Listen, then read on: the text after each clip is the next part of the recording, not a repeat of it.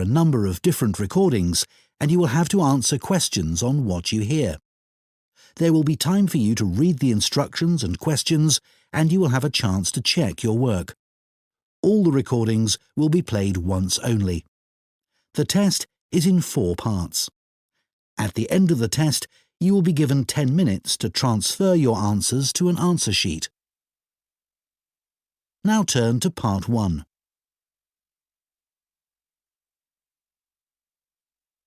Part 1. You will hear an interview with a woman who is doing a survey on transport. First, you have some time to look at questions 1 to 5.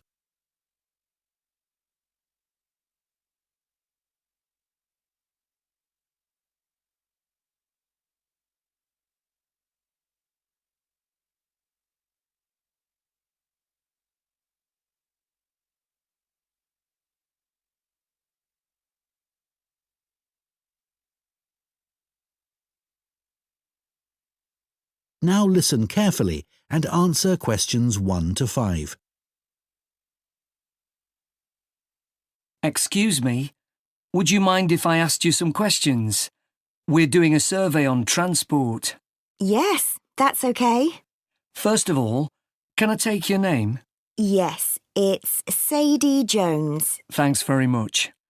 And could I have your date of birth? Just the year will do, actually. Is that all right? Yes, that's fine. It's 1991. So, next, your postcode, please. It's DW30 7YZ. Great, thanks. Is that in Wells?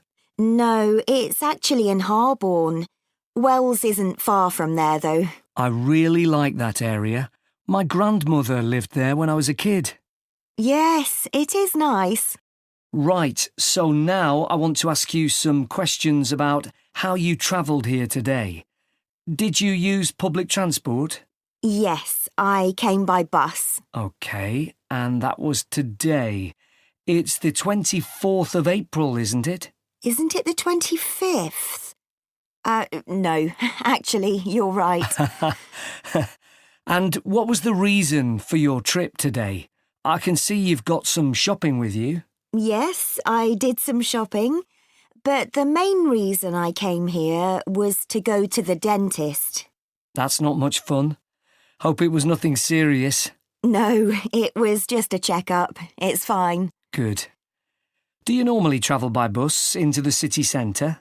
Yes, I stopped driving in ages ago because parking was so difficult to find. And it costs so much. I see. The bus is much more convenient too. It only takes about 30 minutes. That's good. So where did you start your journey? At the bus stop on Claxby Street. Is that CLAXBY? That's right. Before you hear the rest of the conversation, you have some time to look at questions 6 to 10.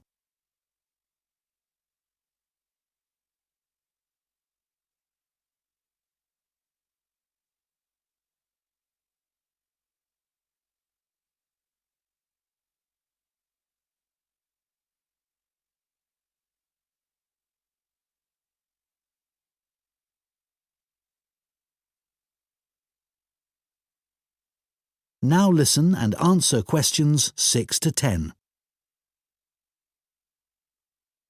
And how satisfied with the service are you? Do you have any complaints?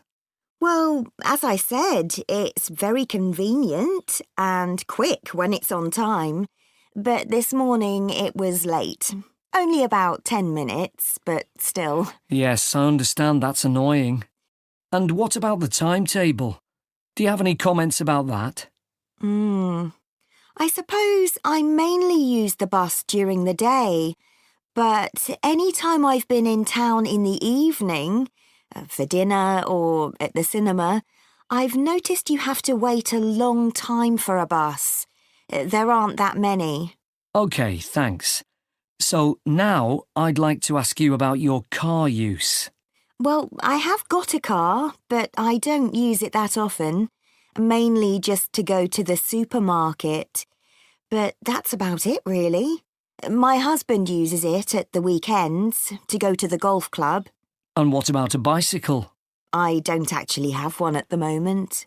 What about the city bikes you can rent? Do you ever use those? No, I'm not keen on cycling there because of all the pollution.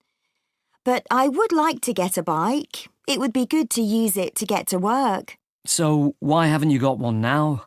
Well, I live in a flat on the second floor, and it doesn't have any storage. So we'd have to leave it in the hall outside the flat. I see. OK, well, I think that's all we need from you today, Sadie. That is the end of Part 1. You now have 1 minute to check your answers to Part 1. Part 2. You will hear a woman speaking to a group of people who are interested in becoming volunteers for an organisation called ACE. First, you have some time to look at questions 11 to 15.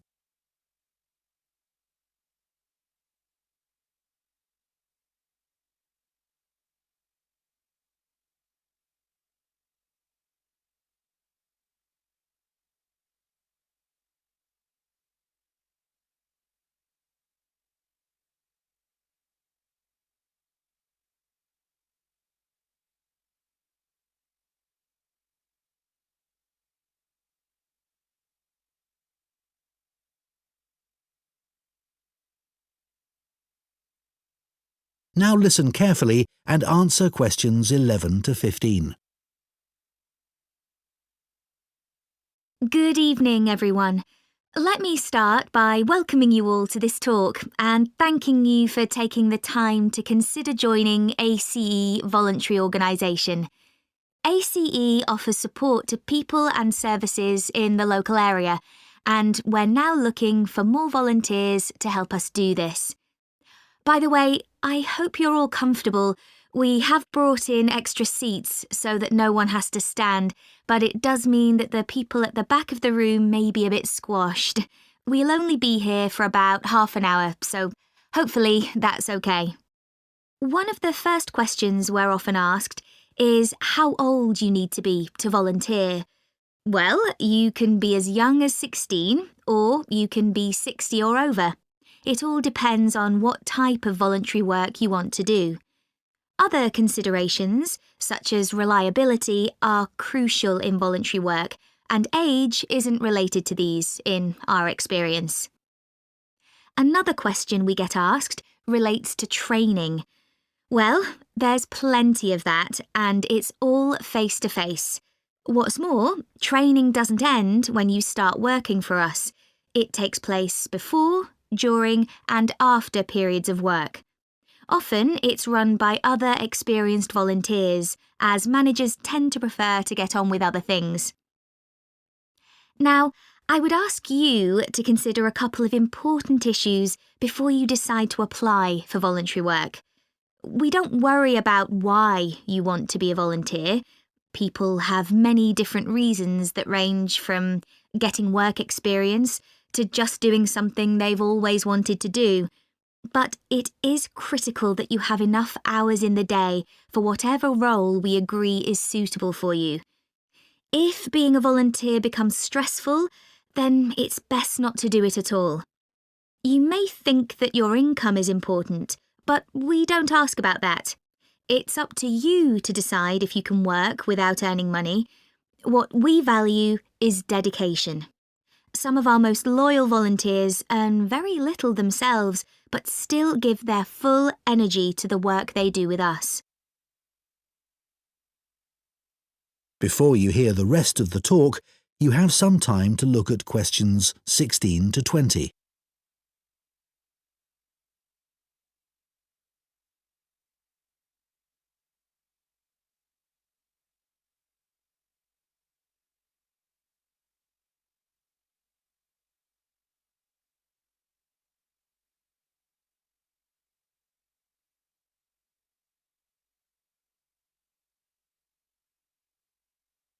Now listen and answer questions 16 to 20.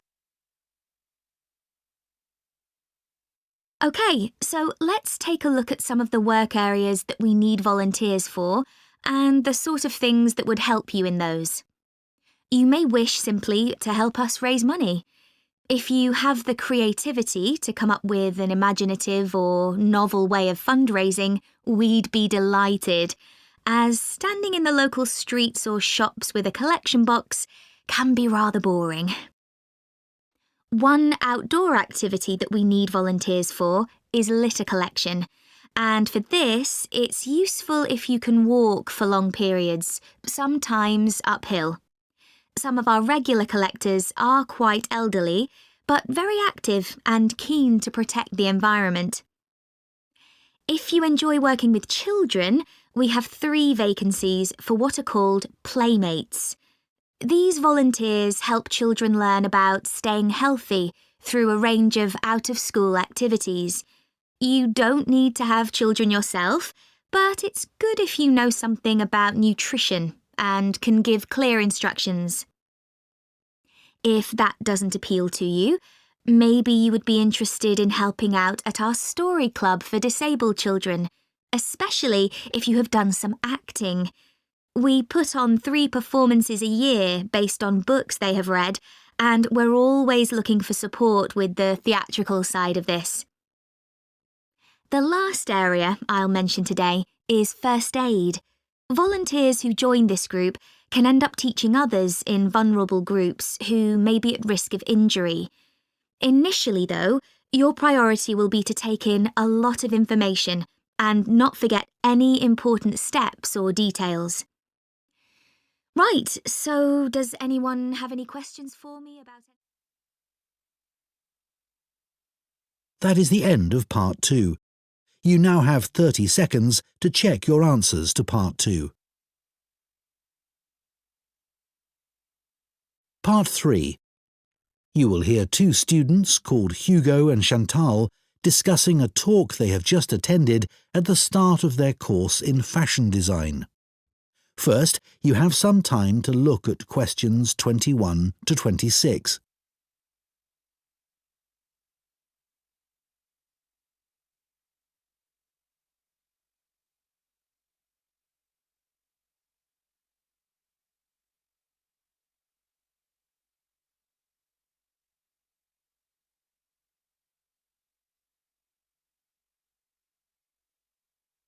Now listen carefully and answer questions 21 to 26.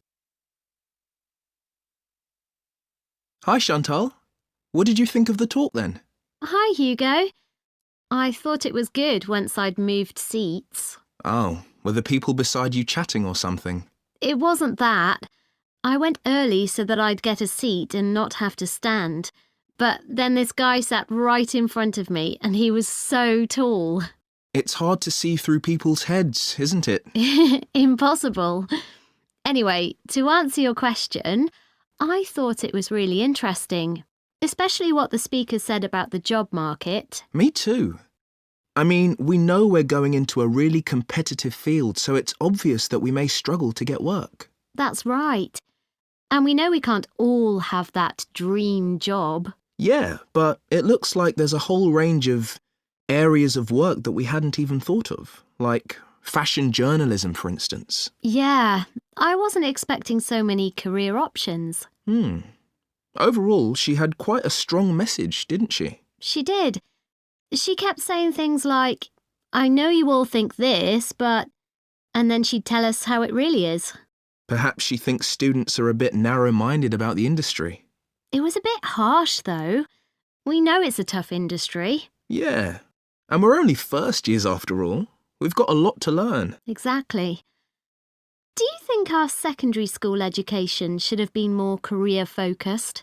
Well, we had numerous talks on careers, which was good, but none of them were very inspiring. They could have asked more people like today's speaker to talk to us. I agree.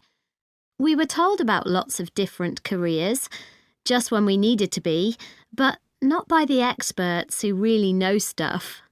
So, did today's talk influence your thoughts on what career you'd like to take up in the future? Well, I promised myself that I'd go through this course and keep an open mind till the end. But I think it's better to pick an area of the industry now and then aim to get better and better at it. Well, I think we'll just have to differ on that issue. One thing's for certain, though. From what she said, we'll be unpaid assistants in the industry for quite a long time. I'm prepared for that. Aren't you? Actually, I'm not going to accept that view. Really? But she knows it's the case, and everyone else says the same.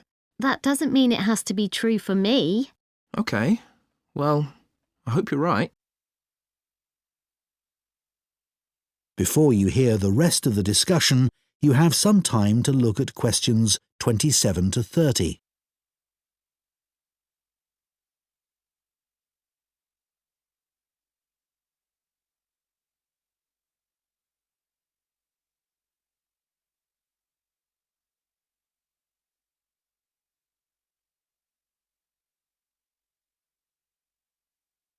Now listen and answer questions 27 to 30. I thought the speaker's account of her first job was fascinating. Yeah. She admitted she was lucky to get work being a personal dresser for a musician. She didn't even apply for the job, and there she was getting paid to choose all his clothes. It must have felt amazing. Though she said all she was looking for back then was experience, not financial reward. And then he was so mean, telling her she was more interested in her own appearance than his. But she did realise he was right about that, which really made me think. I'm always considering my own clothes, but now I can see you should be focusing on your client. She obviously regretted losing the job. Well, as she said, she should have hidden her negative feelings about him, but she didn't. It was really brave the way she picked herself up and took that job in retail. Fancy working in a shop after that? Yeah, well, she recommended we all do it at some point. I guess, as a designer, you'd get to find out some useful information, like how big or small the average shopper is. I think that's an issue for manufacturers, not designers. However, it would be useful to know if there's a gap in the market, you know? An item that no one's stocking, but that consumers are looking for. Yeah, people don't give up searching. They also take things back to the store if they aren't right. Yeah. Imagine you worked in an expensive shop and you found out the garments sold there were being returned because they fell apart in the wash. Yeah, it would be good to know that kind of thing. Yeah. That is the end of Part 3. You now have 30 seconds to check your answers to Part 3. Part 4. You will hear a zoology student giving a presentation on the process of moving wild elephants to a new reserve, known as translocation. First, you have some time to look at questions 31 to 40.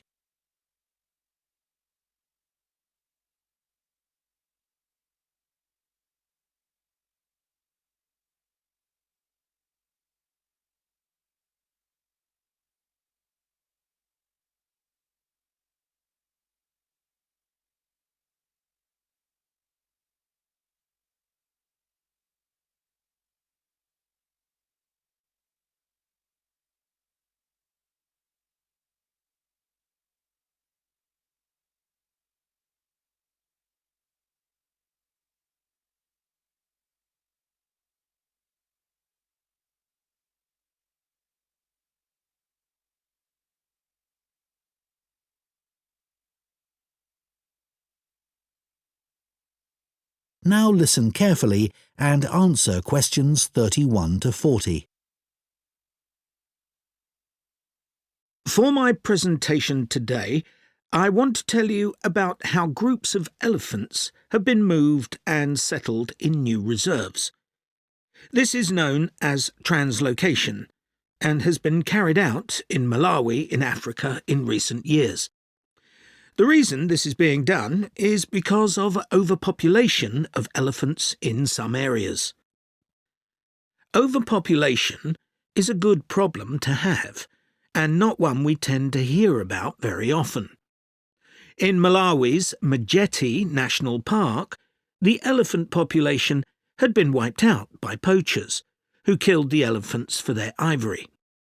But in 2003, the park was restocked and effective law enforcement was introduced. Since then, not a single elephant has been poached. In this safe environment, the elephant population boomed. Breeding went so well that there were more elephants than the park could support. This led to a number of problems. Firstly, there was more competition for food, which meant that some elephants were suffering from hunger. As there was a limit to the amount of food in the national park, some elephants began looking further afield. Elephants were routinely knocking down fences around the park, which then had to be repaired at a significant cost. To solve this problem, the decision was made to move dozens of elephants from Majete National Park to Nkotakota Wildlife Park, where there were no elephants. But, obviously, attempting to move significant numbers of elephants to a new home 300 kilometres away is quite a challenge.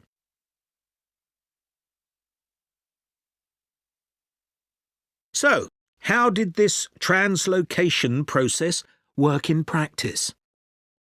Elephants were moved in groups of between 8 and 20, all belonging to one family. Because relationships are very important to elephants, they all had to be moved at the same time. A team of vets and park rangers flew over the park in helicopters and targeted a group, which were rounded up and directed to a designated open plain. The vets then used darts to immobilise the elephants. This was a tricky manoeuvre, as they not only had to select the right dose of tranquilizer for different-sized elephants, but they had to dart the elephants as they were running around. This also had to be done as quickly as possible, so as to minimise the stress caused. As soon as the elephants began to flop onto the ground, the team moved in to take care of them. To avoid the risk of suffocation, the team had to make sure none of the elephants were lying on their chests, because their lungs could be crushed in this position. So, all the elephants had to be placed on their sides. One person stayed with each elephant while they waited for the vets to do checks. It was very important to keep an eye on their breathing. If there were fewer than 6 breaths per minute, the elephant would need urgent medical attention. Collars were fitted to the matriarch in each group so their movements could be tracked in their new home. Measurements were taken of each elephant's tusks. Elephants with large tusks would be at greater risk from poachers, and also of their feet. The elephants were then taken to a recovery area before being loaded onto trucks and transported to their new home. The elephants translocated to Nkotakota settled in very well, and the project has generally been accepted to have been a huge success, and not just for the elephants. Employment prospects have improved enormously, contributing to rising living standards for the whole community. Poaching is no longer an issue, as former poachers are able to find more reliable sources of income. In fact, many of them volunteered to give up their weapons, as they were no longer of any use to them. More than 24 elephants have been born at Nkotakota since relocation. With an area of more than 1,800 square kilometres, there's plenty of space for the elephant population to continue to grow. Their presence is also helping to rebalance Nkotakota's damaged ecosystem and providing a sustainable conservation model which could be replicated in other parks. All this has been a big draw for tourism, which contributes 5 times more than the illegal wildlife trade to GDP, and this is mainly because of the elephants. There's also been a dramatic rise in interest from... That is the end of Part 4. You now have 1 minute to check your answers to Part 4.